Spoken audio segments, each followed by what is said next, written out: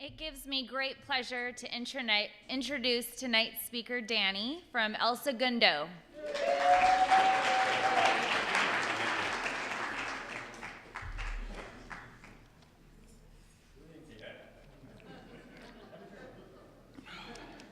Hi, my name is Danny. I'm an alcoholic.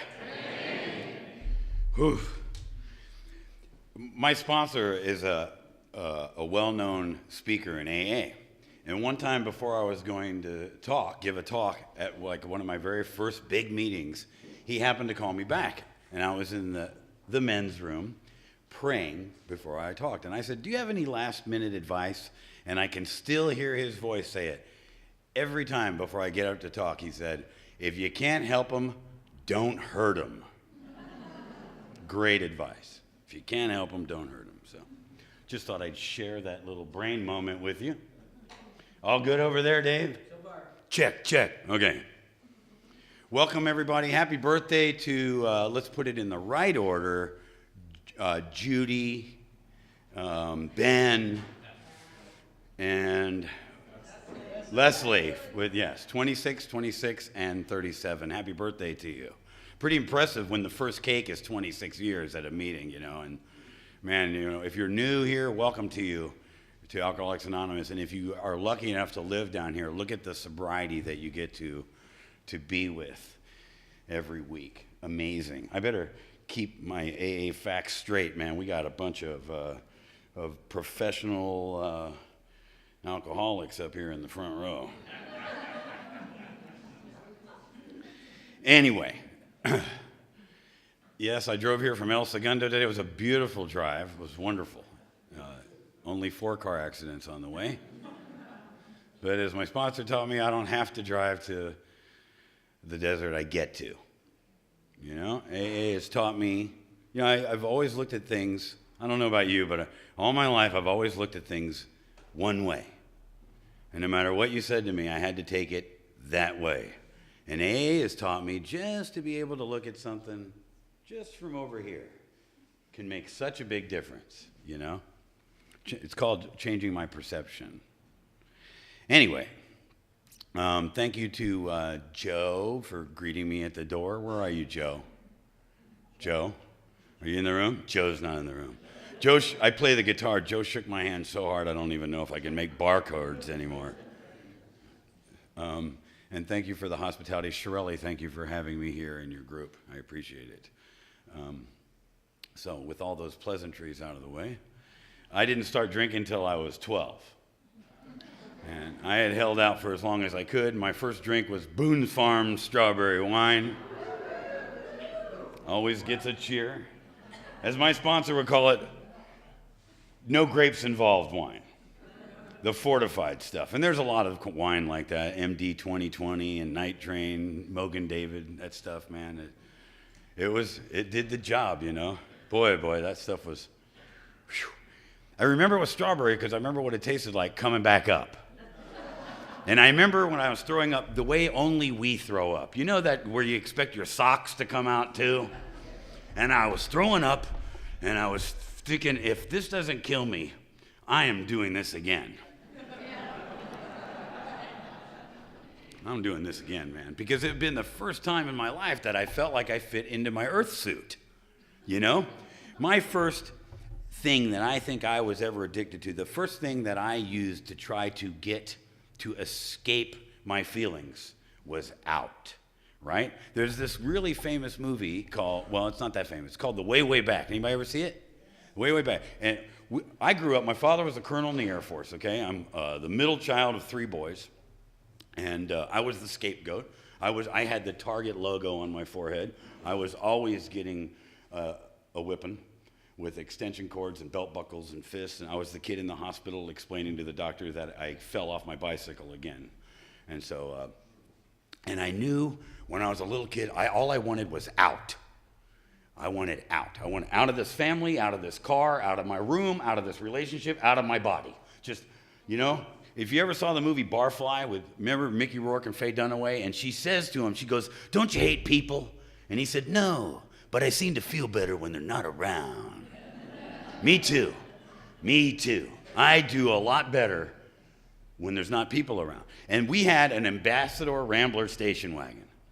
And the very back seat, this is what the way back's about. The very back seat of a station wagon faces this way. Perfect. Don't have to look at you, not near the colonel's fist. That if he just heard something that he didn't like back there, he didn't look to see who did it. It just whack, you know. So I knew dibs when we were going somewhere. Run out to the car as fast as you can. Get in the way back. Okay, I'll go with you, but I'll be back here. And I always knew that I just wanted out, you know. And the next thing I became addicted to was violence. I learned from my father that if you beat on something hard enough and long enough, it would leave you alone, or it would agree with you. So that was me. Came into Alcoholics Anonymous a very, very violent man. Humble beginnings for me, you know. I respect Alcoholics Anonymous. I respect our singleness of purpose. I just want you to know that there are some other things in my story. So if you used smokable alcohol, if you used snortable alcohol, if you injected alcohol, if you took pill form alcohol, welcome. Welcome, welcome, welcome. I know that there's a card floating around here, and there's a thing that we say in service that says, I am responsible when anyone, anywhere reaches out. And I know the definition of anyone. That's everyone. So if you're here, whatever your problem is, bring it. We can help you. We can help you. Because my problem is the obsession of my mind. The big book tells me that the phenomena of craving is the lesser aspect of my disease that only happens when I take a drink. So if you're 6 months sober, you're as physically sober as you're ever going to get. The rest of it's right here and right here. Okay, so if you can't relate to this book, now if you're new, this is called the big book. And you're probably thinking, it's not that big. I've seen bigger. It's just what we call it. Our society is named after this book. Right? And it was going to be called A Way Out, right? That was going to be the first name of this book. But Bill Wilson, he was superstitious, and he didn't want to be the 13th copyright, right? Nod your heads if I'm right. Come on, give me some, right? So he didn't want to be the 13th one. There was already 12, so he was going to call it 100 Men. And just then, the first woman walked in, killed that. And he didn't know what to call it. And he went to a meeting. What am I going to call this great book? And there was some person with a wet brain or something, as the story goes, from Bellevue that was saying Anonymous Alcoholics. And he goes, bam, perfect. How perfect that we are named from somebody babbling in a meeting, you know? And that is the name of this book. You're new. Let's say you came here. Where's the people from the druggy buggy? I saw the van parked out there. Welcome. Where's the people sharing? Who's sleeping in a room with other people tonight? Against their will. Oh, yeah. Breathing other people's feet. Ain't it nice? Boy, it's scary when there's an empty bed in your room, huh? And then you're like, who's? And then the person new coming in, you go, hey, do you snore? You don't snore, do you? You snore? You get to stay sober. Guess what? You get to have your own apartment and smell your own feet. Maybe you're new here, and I'm talking to you new people. I came to talk to new people tonight. Maybe, times have changed around here. And maybe you weren't a pure gin drinker or a pure tequila drinker or a wino. Maybe you had other problems. Maybe you can't relate to being a stockbroker in New York in the 30s. Maybe you're reading this book and you can't identify.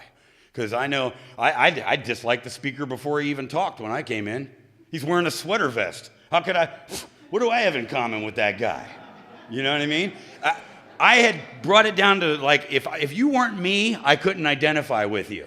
Because like most of us in here, I was comparing my insides to your outsides, and I was losing every time. If you're a 500-pound female mud wrestler, I can identify with you. That always makes the room a little awkward, doesn't it? Because it's not, when I say we, I mean we alcoholics. We have this brain that looks for the difference instead of the similarity. So we tell each other all the time, please look for the similarities. So it is my hope to you that if you're new, or if you're struggling, and if you've been around here and you feel separate or apart from and not a part of, that maybe I can instill the thought in you tonight, me too. I felt like that. I can do that. Great word in Alcoholics Anonymous, maybe. Maybe I can do this. Maybe I can stay sober tonight. Maybe I can leave here and not die. Maybe I can get my kids back. Maybe I can have something. Maybe I can help someone. Great word, maybe. Because when I got here, there were no maybes. It was not going to happen. I heard those promises. I knew it wasn't going to happen for me, man. I hated you. I hated you. I hated the people in the room where everybody would come around and gather around them. And I would go, look at that, you know? And why I hated them is because I wanted to be that person.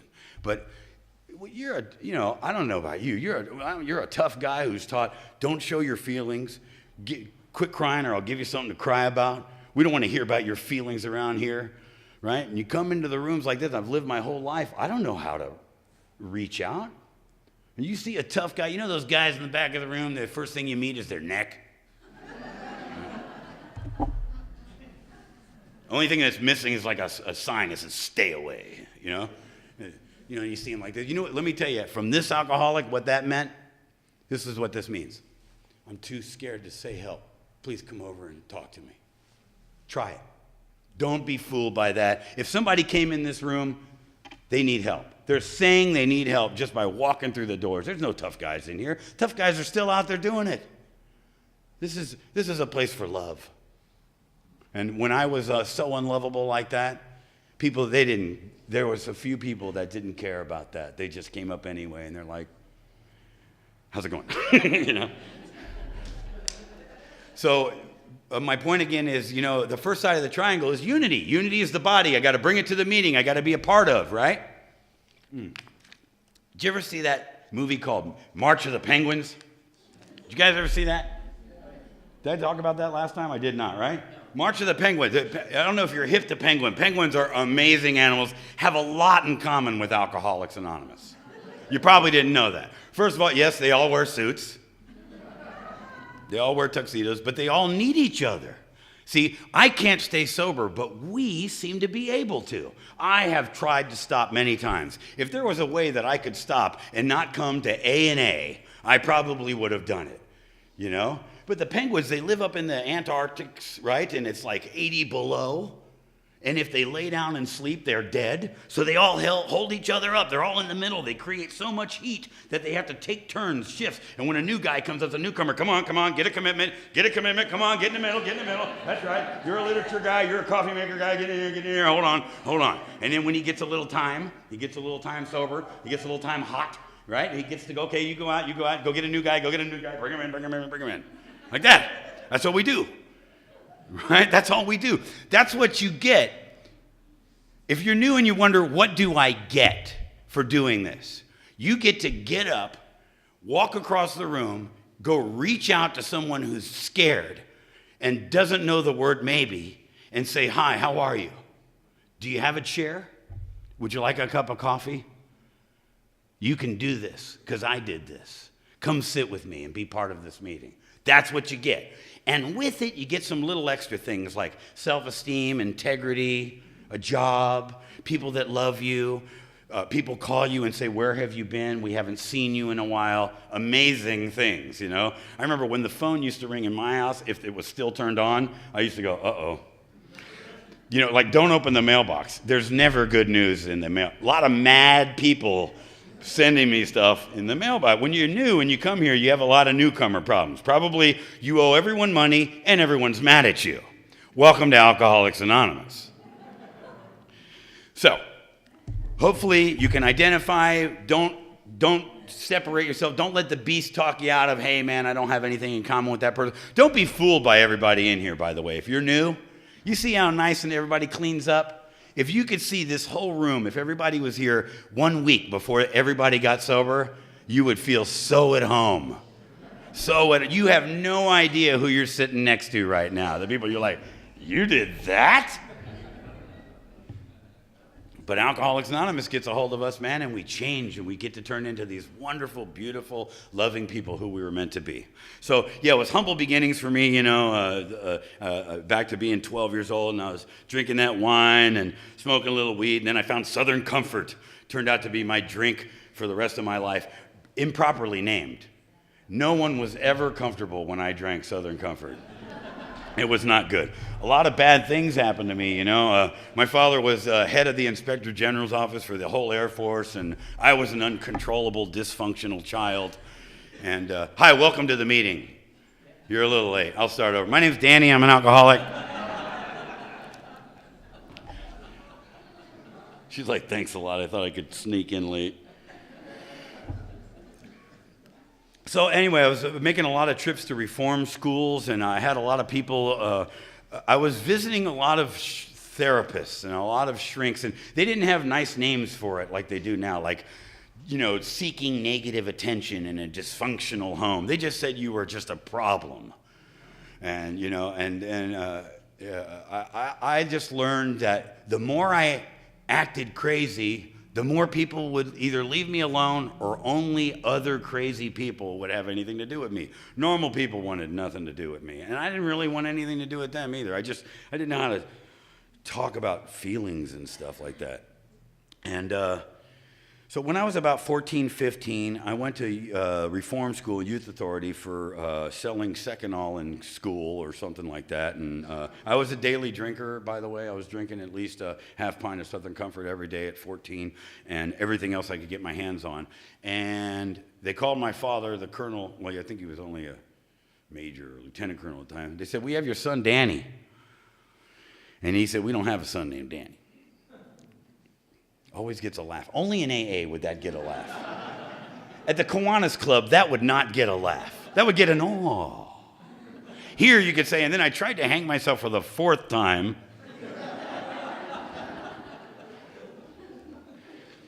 Anyway, when I got out of youth authority, my family had moved my father became the commander at Clark Air Force Base, and my family had moved, and I was left with the wolves. Being raised by wolves, I had no anchors.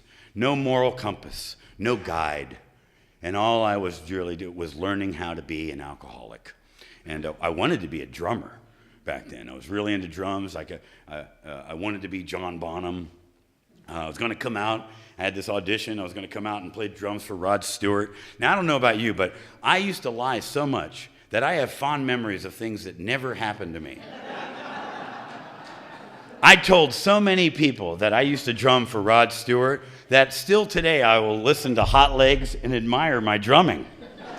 I have never drummed for Rod Stewart. I didn't even make the audition. Anything that I could have put together, like typical alcoholics, like our book talks about, anything that I could finally build up to or get to, I would pick that day to ruin. I would show up, if I did show up, just ruining any chance that I could have had for anything. Sound familiar? Page 82, and I'll paraphrase, the alcoholic is like a tornado roaring through the lives of others. Emotions and relationships are uprooted and dead. We are heartbreaking people, Heartbreaking. Just think about everybody in here, if we probably had at least one person left that still stayed in your corner maybe. And you remember when after we would say it happened again, but it didn't happen, we happened again. And we would be sitting across the table from that person who was so disappointed in us and that look that they had that they just didn't understand why we could continue doing this. Because I don't know about you, but it didn't take... What is an alcoholic? If you're new and you don't know what being an alcoholic means, it means is that we drank for the effect that alcohol changed my perception of reality. An alcoholic is someone who has lost the ability to control and enjoy his drinking. That happened for me immediately. Immediately there was no control. I knew every time I opened a bottle, I went, this is not going to be good. But I can't handle this in here. I can't handle this voice in here. I know that this is going to do bad things to me, but I got to have it. How can I not? How can I stop? And no one ever told me if it was my alcoholism. Every time, yet again, I was in another therapist or a shrink's office, or somebody with their names and certificates on the wall would tell me it was the way my father beat me and my inner child. No one ever brought up alcohol, ever. So let's see. Yeah, 1979, I came to California and did not drum for Rod Stewart. And my drums went straight to the pawn shop, and I met a woman in a bar. Two Irishmen walk out of a bar. Hey, it could happen. It could happen. Never mind. Tough room.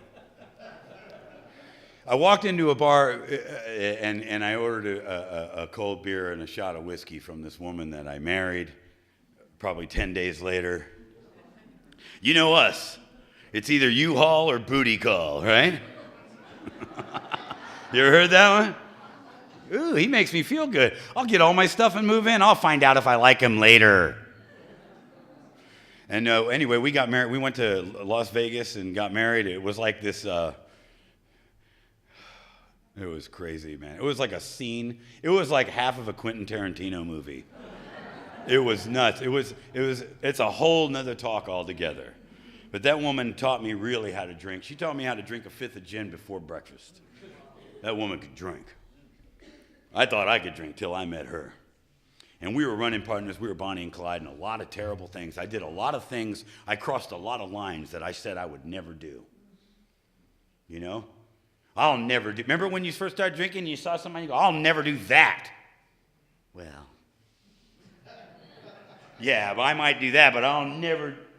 Well, when did it happen? When did I become the lower companion? Right? When the connection said, Danny, you can't come over here anymore. Like, Danny, we can't serve you anymore. You're not allowed in here anymore. Because I can't remember what I did. You know, you're walking into a bar going, I don't know what it was like. I'm either going to be maybe a hero's greeting, bought around, or beat up. Anything in between, because I don't know what happened last time I was here. So I'm going to fast forward for you. Let's see. My wife was hit by a drunk driver on the back of a Harley Davidson, and she died. And then in 1982, I was living in Civic Center Park in San Francisco. All my dreams of being a rock and roll star and that were, I had been reduced back to wine with no grapes involved. I was drinking Night Train, and I was wearing everything I owned. And I had mats in my hair, and I had holes in my teeth, and I had just this one pair of jeans. And I found myself hiding in a phone. And if you're new and you're young, we used to have these things called phone booths. Phone booths. You could go in there and put money in it and call someone. And if they weren't there, it just rang and rang and rang. Nothing happened. They didn't know. The people whose phone it was were out having a good time. They weren't taking pictures of the cat sleeping and posting it. They were just looking at the cat sleeping.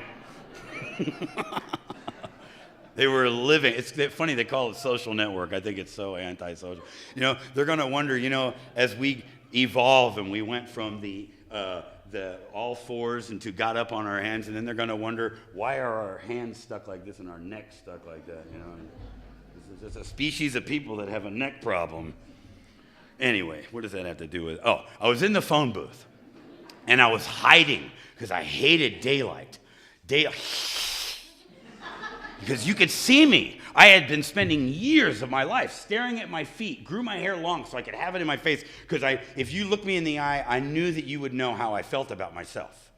The only time I looked you in the eye is if I was going to manipulate you and lie to you, because if you don't look at somebody in the eye when you're lying to them, they think you're lying to them. So you got to look at them in the eye.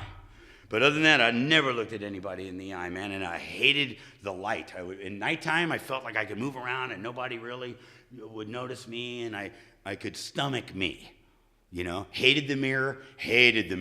Every place I ever was that might have had a mirror, I either broke it, took it off, or soaped it. You take dry soap and soap it up, because I could not stand me. And I would hear all that stuff that I was told when I was little. You're nothing. You're never going to be nothing. You're no good. You need to go away. It's your fault.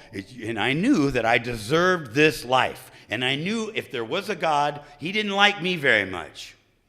I used to. All the time. And my father, I'd drink at him. And then sometimes I'd see me in the mirror, and I couldn't have mirrors, And so I'm hiding in this phone booth. I'm hiding from people. 'Cause I just couldn't. People baffled me. Normal people that bathed every day, that had driver's licenses with their own name on it, that had jobs that they reported to on time every day, kissed each other and were loving to each other. I never saw any of that. There was none of that in my house. There was no hugging and loving and any of that stuff going on,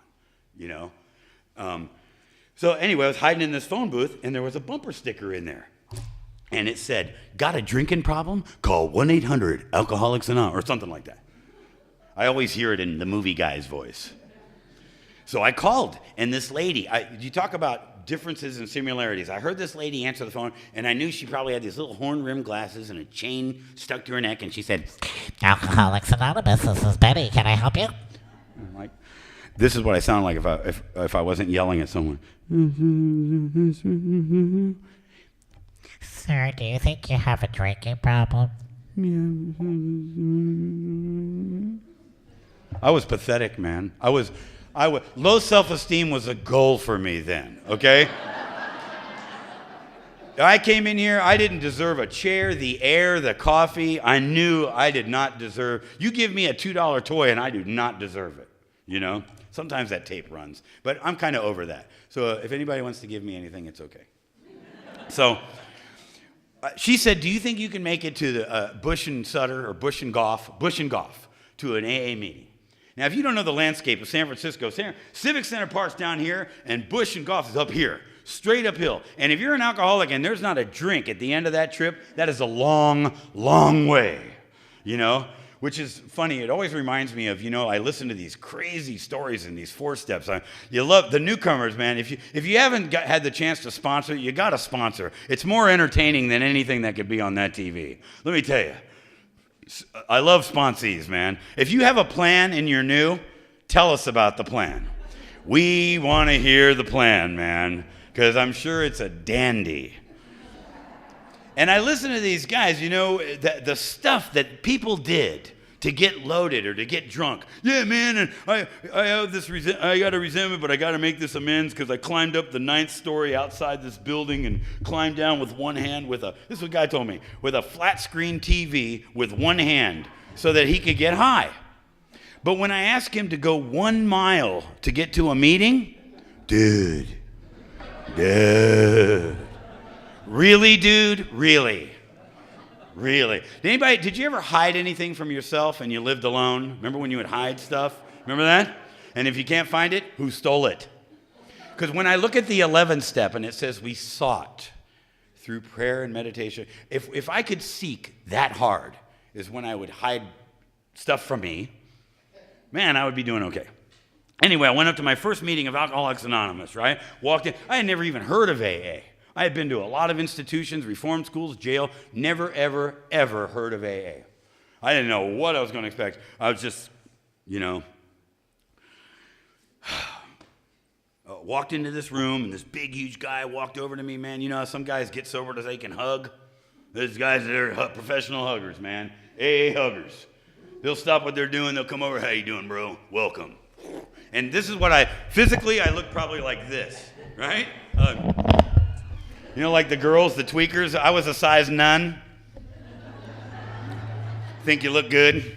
I was a little skinny little wino, man, not eating anything, and I had hepatitis A. I was jaundiced and yellow, and I looked at him real tough, and I said, don't ever hug me. He's like, whatever, dude. And he hugged me, He goes, keep coming back, man. He picked me up off the ground, hugged me.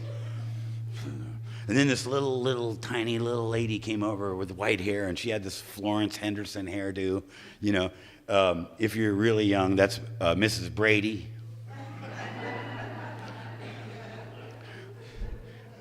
And she came up to me, man, and she said, you don't have to feel like you feel if you don't want to. You don't have to live like this anymore. And I shattered when she put her, it had been so long since I had a hug. The only people that were touching me were the people that were handcuffing me or rousting me from a doorway to tell me I couldn't sleep there. I hadn't had a hug in so long. It was so foreign to me, the feeling of love. I just didn't know what to do, and I just broke down and cried right there. And Her name's Peg. She's 40 years sober, 81 years old, and assisted living up in San Rafael. And because of the miracle of Alcoholics Anonymous, I get to be present and alive in her life, and got to go up there and see her on Christmas Day, you know, and take her out, and we had pizza and root beer. We had a good old time. No bail bondsman was needed. And it's so beautiful to have that, you know, because alcohol robbed me of now, you know. Alcohol stole now from me. I never got to have a now. I never got to have a life. A life is a consecutive number of days that all mean something, that go together, right? And now Alcoholics Anonymous has given me now. I get to be right here with you right now, because the only time that I can love you is now. The only time I can respect you is now. I don't respect you because you respect me. I respect you because I'm a respectful man. AA has taught me you don't have to be kind to me for me to be kind. I'm kind to you because I'm a kind man. You don't get to choose what I do or how I am. I get to be that consistently. This goes so far past not drinking and not using, okay? It's not about stopping. We've all stopped. It's about staying stopped. So how do I stay stopped? I got to get comfortable. I got to get comfortable standing where I'm standing, doing what I'm doing with the people I'm with. They talk about it in the promises. We will know the meaning of the word peace and comprehend serenity. Wow, really? Man, I used to pay thousands of dollars to try to feel an nth of that. I used to, all day I would spend drinking just to try to get to zero. And I can have that here? How? Well, step one. What's the problem? By the way, if you're new let's go back to this book. About this much of this book, wow, I'm right on the money. Look at that. The first time you hear about the steps is on page 30. Look, do you see more about alcoholism? Can you see it from there? Shirley? No. Can you see that I just accidentally turned to that? That's not odd, that's God. Come on. This much of the book right here, from the doctor's opinion, Bill's story, there is a solution, more about alcoholism, it's all step one. It's all trying to talk you into tapping out. Conceding. That's all it wants you to do is admit. How many of you guys been in handcuffs? Come on. Yeah. Some people are like okay. On page 30 of More About Alcoholism, right there, where it talks about the first step for the first time, it talks about conceding. It talks about tapping out. It talks about surrendering. Now, when you're in handcuffs and the cop has you, you know, he's like this. There's a time he has to get you from here to here. A lot of things can happen from there to there, right? That's when the drunken idiot shows up in your brain and goes, maybe I don't feel like going to jail tonight. Dude, please don't. I hate when that guy showed up, because I was his slave. And if I don't concede, I will suffer the consequences of my behavior. And when I could not concede, when I could not surrender to the fact that I'm an alcoholic, I'm a pickle, never going to be a cucumber. Right? It is the obsession of everyone in this room who's an alcoholic that we could one day can control and enjoy our drinking. Please don't take my bottle away from me. Not my baba. It's my baba. It's the only thing that makes me feel okay. It's the only way I can get my shopping done, do my laundry, or talk to another human being. And then you want me to come in here not having had a drink and walk up to a meeting. Boy, the toughest thing I've ever done in my life. Two tough things. Walk across a gymnasium and ask a girl to dance, and walk through a meeting, you know, where they have like 6 greeters on either side, and they're waiting to greet you like 30 feet from the door. And, you know, I had driven up to my home group, right, and gone, not tonight, not tonight. I don't know how to chit-chat without having a margarita. How do I answer questions like, how are you, Danny? I don't know. And I don't want to offend anybody, because it was my sponsor that was always inviting me to a meeting, you know, and I didn't want to let him down, and I didn't want to make him look bad. So I'll get to that. So anyway, forgot where I was. Do you remember where I was? Handcuffs. Thank you, brother. Thank you. One guy paying attention. Right, I got to tap out. I need to surrender. I need to accept the fact I'm an alcoholic. I am an alcoholic. Okay, I'm an alcoholic. Hopefully, like who said you had this desperation? right? That you came here and you had this feeling of desperation. We call it in the book being beaten into a state of reasonableness. There's no other plan. There's no other plan. You've backed me into this. This is all. Now you walk up to our sponsor and say, what do you want me to do? I'll do whatever you want me to do. I'm telling you, if Earl called me right now and said, I need the light bulbs changed in this room, I'd say, yes, sir. What wattage would you like? I'm going to do it. I'm going to do whatever that man asked me. So I spent 8 years of not surrendering. I spent 8 years not in AA. I was only going to meetings. See, I'm not in AA. I'm not a member of Alcoholics Anonymous unless I'm doing 4 things. This is just what my sponsor taught me. I need to go to meetings, have a sponsor, and take his direction, work the 12 steps, and help somebody else be of service to another human being. That's when the big buzz comes. Now, I'm of the opinion that we are people in this room that like the big buzz. Am I right? We're not the people that say, no thanks, no more for me.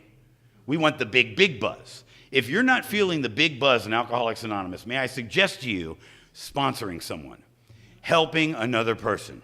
That's where it comes together. So let's do this. Unity is the body. I bring it to a meeting. Recovery is of the mind. I got to work the 12 steps. Step 1, what's the problem?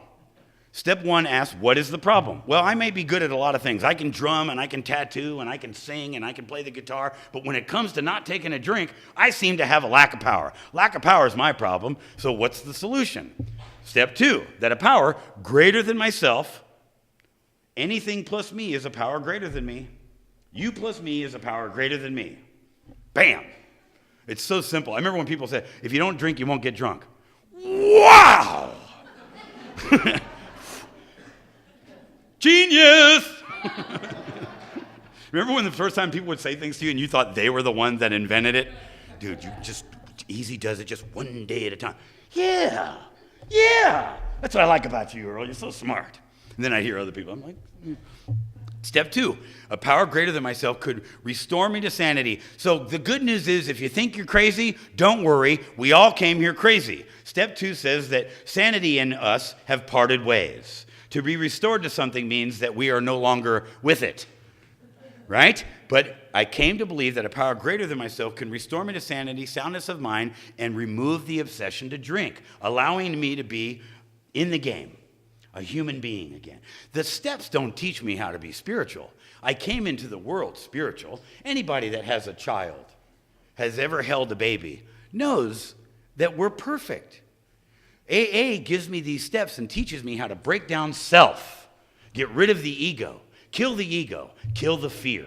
If you take all these emotions at the very bottom, at the base is self-centered fear. Page 62 of our book says self-centered selfishness, right? I remember Cliff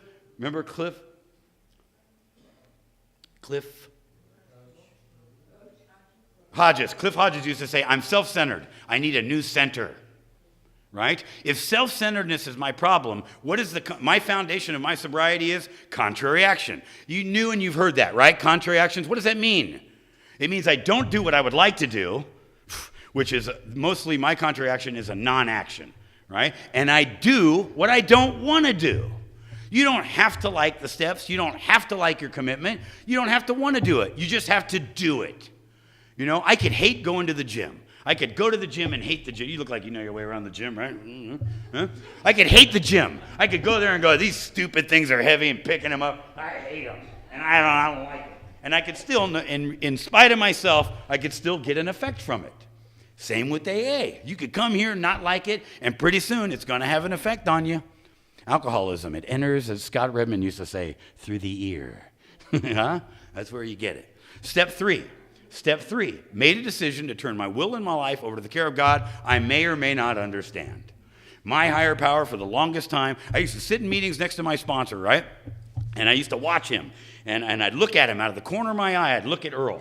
And I used to think every one of you are liars. You're all so full of crap. And I trusted one man, my sponsor.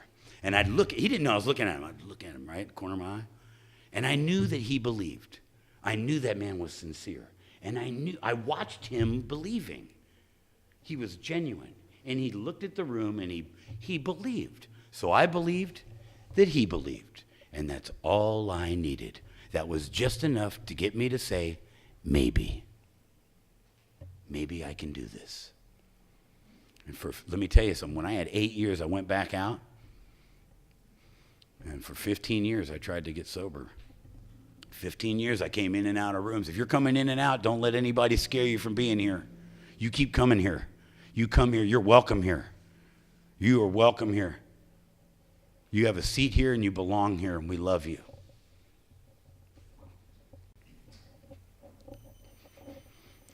My sponsor never gave up on me. You know, I was out there using, man, and I had this girlfriend at the time. She was about 12 years sober. Her name was Vicky Smart. She ended up dying from a Vicodin overdose. And before she died, she said, Danny, I was trying to, every morning I would wake up and I would get on my knees and cry and pray to God that I hated to not let me take a drink. And within an hour I was drunk, and I couldn't do it. And the drink wasn't working anymore. The drink wasn't stopping the madness. I had reached that point where, like Bill talked about, that jumping off point where with or without alcohol, I was just a maniac. I knew I'd lost my mind. And Vicky said, Danny, you can live in my house. You can sleep in my bed. I will cook your food and wash your clothes if you'll go to one more AA meeting. Because I was done. I said, AA didn't work. Well, I had never done AA. I never did AA. I just went to meetings. All I did was go to meetings. I didn't have a sponsor. I didn't open the book. I didn't work the steps. I didn't help anyone.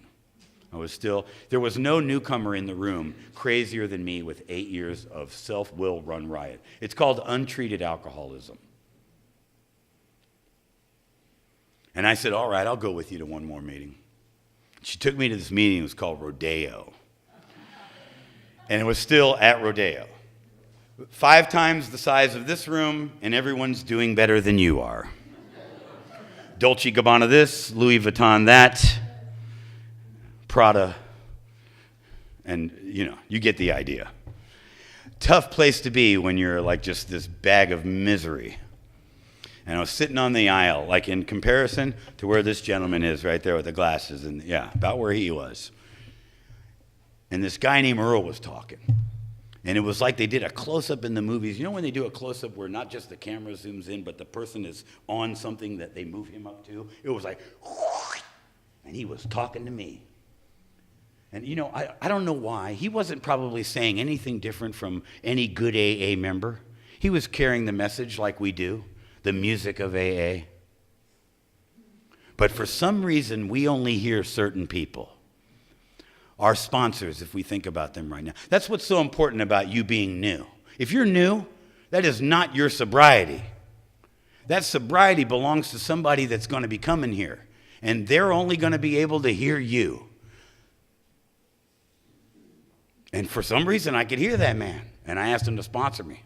And he said, yeah, I will. And he didn't tell me about AA. He didn't say, go thank the speaker. He would say, come on, let's go thank the speaker. Go put away your chair. Come on, let's put away chairs. And I'd be out there crazy, man. I'd come in and I'd get 30 days and I'd go back out and I'd get a month and I'd go back out and I'd get, the beast would just be talking to me. The beast is the larger aspect of the crazy, the mind, the great obsession. This takes a while. The problem is that they don't start happening until we're halfway through with the 9th step. We got a lot of esteemable acts to do. I didn't get drunk sitting around my house thinking about a drink. I had to go do something. So I'm not going to get better by sitting around thinking about getting better. I got to do something. It's not called into feeling or into thinking. It's called into action. So I got to do stuff.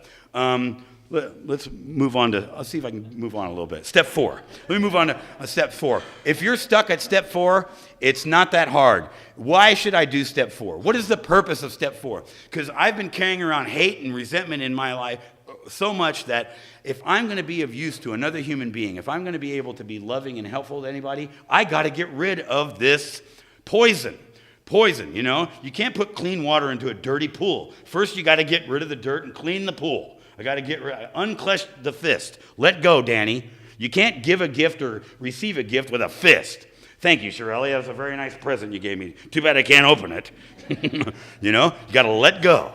And that's what that fourth step is about. That fourth step shows me how I've been separating me from my fellows for so long that I get to finally be responsible for all my actions. And I get to hook it up with another human being with my fifth step and talk about it, where he can show me where my defects of character are. And 6 and 7, I can ask God to remove them and be the person that I was meant to be, a loving child of God. Not a tough guy, not a jerk, not a loser, not a convict. Not a bad person, an alcoholic, a recovering alcoholic, a member of Alcoholics Anonymous. Step 8 and 9, I'm sorry I took your money. Here's a check for $5. I'm going to give it to you every week if that's okay with you until it's paid off. I'm sorry that I treated you that way. I am not going to do that again. What can I do to make that right? And I am not going to act like that anymore. And when these things pop up, I can know, oh, I know what that is. I know what that is. Step 10. What is the goal for me today as a member of Alcoholics Anonymous? I am going to go out of the house and be around people and not create any new wreckage. Cleaning up the wreckage of my past without creating new wreckage. Goal for today, don't owe anyone an amends. Check. No one's mad at me yet. That's a big deal to me. I don't owe. I'm almost done with that stuff. Anyway. And so the 11th step says, I seek through prayer and meditation, and I ask my brain and my body to do two things. It's a contrary action. Prayer and meditation is a contrary action. My body was meant to move, and I've got to sit still. And my brain was designed to think, and I'm asking it to get quiet. I have to get quiet so I can hear the answer come. Step 12 says, having had a spiritual awakening as a result of these steps, we carry the message. What is the message? You don't have to die. You can have it. You can do it. I know you're in here, man. I know there's somebody in there that thinks you can't do it. I'm talking to you right now. You can do this. I drove here, 6-hour trip, round trip, to tell the one person in this room, you could do this, man. And you find a sponsor that don't give up on you. What is a sponsor? A sponsor is someone who has what they want. You find that guy that looks comfortable and happy. Not what you want. You don't know what you want. What you want will kill you. People say, my best thinking got me to AA. No, it didn't. My best thinking almost got me past this place. My best thinking got me strapped down in Glendale Adventist, getting another 5150 with a catheter shoved up in me. That's my best thinking, right? Remember that. You go home and read more about alcoholism if you think you're not an alcoholic. I invite you to that tonight. There's a great story in there where Jim says, suddenly the thought crossed my mind that a couple of shots of whiskey in my milk would be a good idea. Go straight down to the punchline, thus started another trip to the asylum for Jim. So if you're thinking, I don't want to be in that treatment center. I don't want to go to that dumb meeting. I don't want to sit in those stupid chairs and listen to that dumb guy in the suit. Yeah? Get out a piece of paper and write down some of the most humiliating things that ever happened to you, the harms that you've caused other people. Write down the looks that you saw in their faces. I can still remember my child plastered against the wall at the window, 12 years old, watching me drive off, wishing I could stay there. And I wished I could too, but I couldn't. I had to go drink. I didn't know how, and I could still see her. And I don't want to forget that look, you know? You know that picture we have in some Milano clubs of the man in the bed? You guys ever seen that? Right? That's Bill W. and Dr. Bob talking to alcoholic number 3, Bill D. And if you don't want to be the man in the bed, be the guy that goes to visit the man in the bed. But tonight, go home and write down one of those stories and put it in there with page 30. And every morning when you wake up, read page 30 about that pitiful and incomprehensible demoralization. And start your day writing that off. And give that story a name. Give it a little name. And every time your head says, dude, I don't want to sleep here. I'm not going to do what they told me. I ain't doing that damn commitment. My sponsor, blah, blah, blah. And just say, oh, yeah. Right? Because page 24 says, we are unable at certain times to bring forth with sufficient force the memory of the humiliation and the suffering of just a week or a day ago. Isn't it amazing we get a week or 30 days or 60 days and go, oh, okay, I got this now. Where did the desperation go? Don't forget. Don't forget. Now, so I was coming in and out, and my home group was this, oh man, do you guys have these participation meetings down here where you're not allowed to raise your hand? Where you have to be called on? It's a perfect place to get a resentment, you know? Oh, I'm not good enough. I remember the book study at my home group is Just the Black Print in Sherman Oaks, right? And Jim Hurley was always the first one to share, and Ray Jeffers was the last one to share. And you know what my brain did with that? Oh, really? Self-appointed gurus, huh? Really? Huh? And then while everybody else had a meeting, I just sat there going, huh? Poison, poison, poison, poison. Nothing to help Danny, right? Choosing to look at it the same way and not. And guess what happened? I had a shift. Somebody said, why don't you just keep coming back anyway? And I went, all right. And I kept going back, and guess what happened?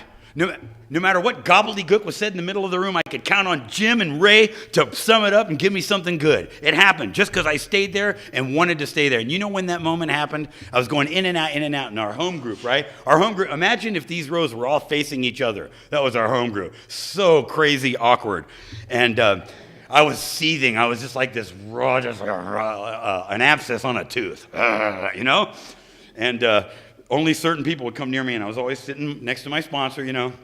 And the leader didn't know any better, and she called on me. She goes, Danny, would you like to share? And you could hear the whole room go, oh. You know? And I turned to Earl, I go, can I say whatever I want? And he goes, go ahead. And I said, you know what? I think every one of you in here are phony. You're full of crap, and if I was on fire, not one of you would pee on me. And this woman, Margie, 2 rows back, she goes, I'd pee on you, Danny. And you know what happened? Guess who else laughed?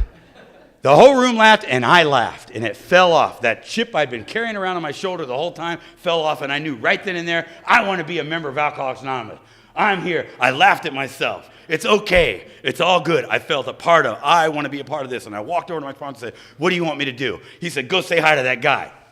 You know, the neck guy. And I went and said hi to him. And that's what I've been doing the whole time, doing whatever that man has asked me to do. And he said, Danny, if you get this thing, recovery from a seemingly hopeless state of mind and body, and you don't give it to somebody, you've been a complete waste of time. Well, how do you really feel? You know? And that's what I've been trying to do, you know? Not because I'm a great guy, because that's what I honor my sponsor every day in ways he will never, ever, ever find out about. I love my sponsor. When your sponsor calls you, okay, I got 1 minute, 2 minutes? I'm going to 6 minutes. My sponsor, look, sponsorship is so important. I can't say enough to you. If you're new and you don't have a sponsor, please get a sponsor. You need something to listen to other than this. This is bad. This is broken. Broken. Everything that's ever happened to you, bad thing, every relationship that's gone wrong, all the money you owe, all the jobs you've lost, started right here. Started way back. You could trace it back to, hey, I think I'll...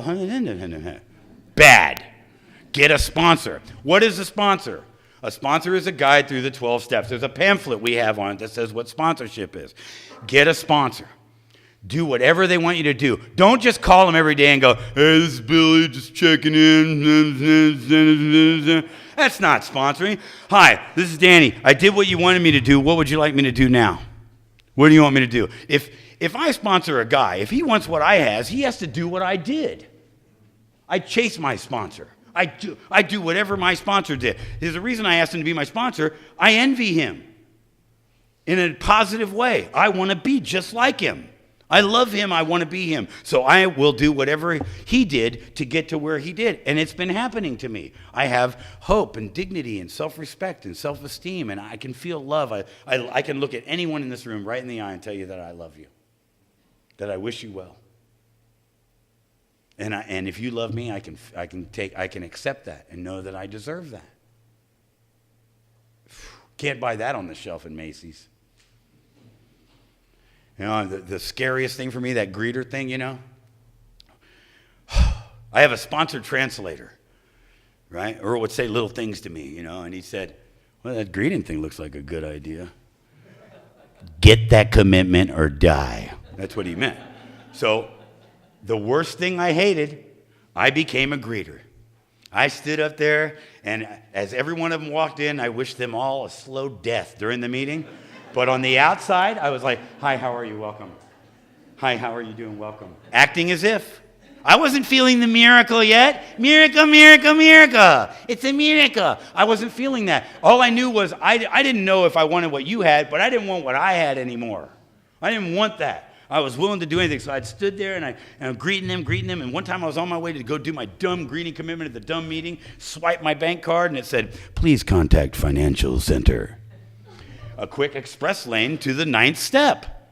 A levy from the IRS and the State Franchise Board. No more money for Danny. Danny never paid his taxes. I got crazy. I was beating on my steering wheel so hard, I thought I don't know how the bag didn't deploy. And my sponsor said, just go to the meeting. And out of my mouth, instead of, are you kidding? Are you crazy? Did you hear what I just told you? I said, yes, sir. And I went there. And I didn't tell everybody about my little problem, because I also understood that there was a new guy. If I told, you imagine going up to some wino on the street and say, let me tell you about my problem. I swiped my bank card. You have a bank card? The floors came out wrong in our new living room. You have a living room? And I stood there and I greeted and I greeted and I greeted. And I went back home, and it was the summer in the valley where we had 17 days in a row of triple-digit heat, right? I'm a union electrician. I'm working at the W Hotel. I'm sitting in my room in that time in between work and when I got to go to the meeting. And it took a lot of convincing myself. Okay, you can do it, Danny. Sitting in my room, no air conditioning. I'm sitting there, and the phone rings. It's my sponsor. Pick it up. Earl says, meet me at the corner of Reseda and Ventura. Now, this is your sponsor. So if your sponsor calls you and you're doing brain surgery, you put a towel on the head and you go meet your sponsor. That's what you do. You're delivering a baby, cut the cord, take the baby, go see your sponsor. That's your sponsor. That is the most important person in your life. Without that person, there is no other person. That's your life preserver, your life raft, right? That's my Jenny. If I was Forrest Gump, my sponsor's my Jenny. It's ridiculous. So I go to see Earl, right? I go meet Earl.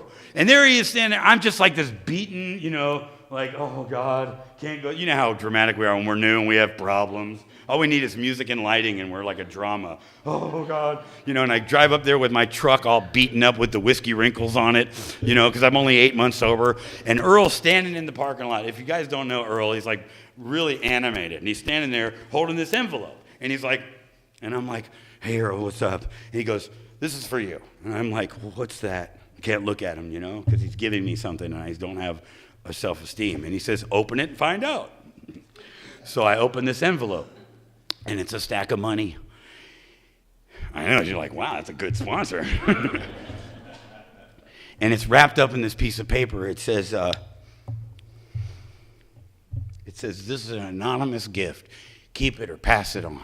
I'm like, dude, what's this, man? He goes, all those people at your home group, the people you stood in line with to greet, they found out that you couldn't pay your rent, and they love you, and they don't want you to leave. And I'm like, started getting real emotional with a man in a parking lot in the daylight. So I gave him a quick hug, and I ran away. And as I ran to my car, he yelled to me the most important thing that anybody's ever said to me in my life. He said, Danny, you're part of something. And that broke me again. The flood came out, man. I cried all the way home. I was like, I'm sitting at a red light, and ladies look at me. I'm like, I'm part of something. I'm part of something. I went and sat in my house, man. I looked at that piece of paper, crying, man. I was like, that paper represented so much. It wasn't the money, man. It was that paper. It was a tangible thing. It meant that I did something, that I wanted something, that I could do something, that I was something, that somebody believed in me. And it gave me, somebody, once again, Alcoholics Anonymous reached into my heart and squeezed it just enough, cracked me open so that I could say, maybe I can do this. Thank you. I love you.